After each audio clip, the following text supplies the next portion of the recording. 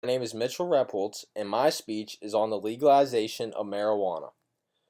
Because I am discussing such a controversial topic today, I ask if you can keep an open mind on what I have to say and realize that I am only stating well-researched facts on marijuana.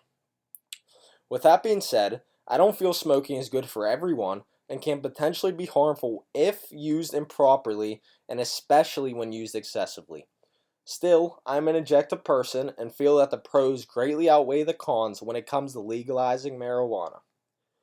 There are many reasons for why marijuana should be legal, but due to the lack of time, I will only be discussing common myths of marijuana use, showing the proven medical effects, and highlighting the additional positive benefits such as improved jobs, economy, and safety. The dangers of marijuana use has been exaggerated for almost a century. Marijuana is illegal today because of the Marijuana Stamp Tax Act passed in 1937. This act prohibited the use, sale, and growing of marijuana. People might argue that we need to keep drugs illegal to protect our society from the addiction and disease that they cause. Yet, these arguments are not consistent with the fact that two of the most deadly drugs in the world are legal. Alcohol and tobacco are far more addictive and harmful than marijuana, and both can cause cancer and eventually lead to death, whereas neither has been linked directly to marijuana. Nonetheless, adults have demonstrated over the last several decades that marijuana can be used moderately without harmful impacts to the individual or society. However, that doesn't mean the federal government has budged on its views of marijuana at all. Today, the drug remains categorized as Schedule 1 on the federal level, in the same class as heroin and considered worse than meth. Think about that for a second.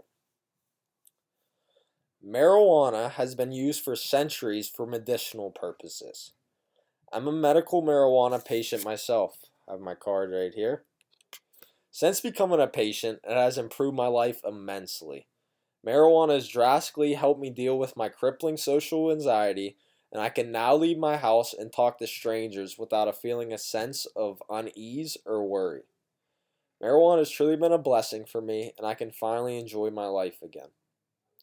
Unlike tobacco and alcohol, marijuana may serve other people like me in a bunch of different ways.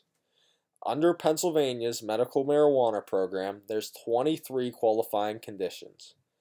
To the AIDS or cancer patient, marijuana is the plant that fights nausea and appetite loss. It helps glaucoma patients lessen eye pressure, and is also an effective painkiller to many. Thus, marijuana helps these patients improve their condition.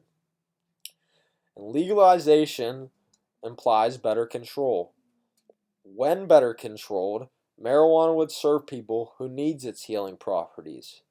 This would also reduce the risk of purchasing marijuana on the streets from shady drug dealers who can possibly rip you off or sell you an unregulated product that may or may not actually be safe marijuana. I personally think people are going to get their drugs regardless, and be much better to have them regulated in a safe, controlled environment. In addition, polls have pretty consistently shown that a majority of the public wants marijuana to be legal. According to an article by the Pew Research Center, 62% of Americans support legalization of marijuana. A separate poll from the Quinnipiac University in March of this year found support for legalizing medical marijuana at an overwhelming 93%. Congress is supposed to represent the will of the people, and right now our lawmakers are not doing that. Also, it's a potentially new source of revenue and jobs. Legalizing marijuana can also be a boon for the economy in individual states. According to a report released earlier this year from Leafly, the marijuana industry has created 211,000 full-time jobs in America and is growing every year. That's more jobs than would have been created by the manufacturing sector, utility sector, and even the government sector, based on employee projections from the Bureau of Labor Statistics. Legalizing marijuana also opens up a new source of revenue for the states, and perhaps even the federal government. California took in $345 million in tax revenue from legal marijuana during the first year of regulated sales in 2018. Common arguments about marijuana is it's addicting or kills brain cells. I asked what differentiates this from legal drugs such as alcohol and tobacco. In conclusion, if we want to have drug policies that are logical and effective, we need to legalize and regulate marijuana in a manner similar to the regulation of alcohol and tobacco.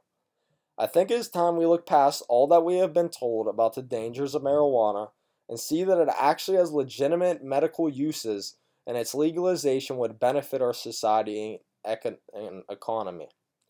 It's on us, the people, to continue the push for legalization for the medical patient that needs its beneficial effects, or the recreational user who would just like to enjoy a joint after working legally without dealing with the dangers of the black market. If you really believe in legalization, don't sit back and watch. Get up and help the movement move forward. It is important to voice your opinions and get behind the movement if you truly believe in it. With an increasing number of voices behind the movement, states' representatives will be forced to listen. It's time we put a stop to the unfair prejudice against marijuana and vote for its legalization for the people. Thank you.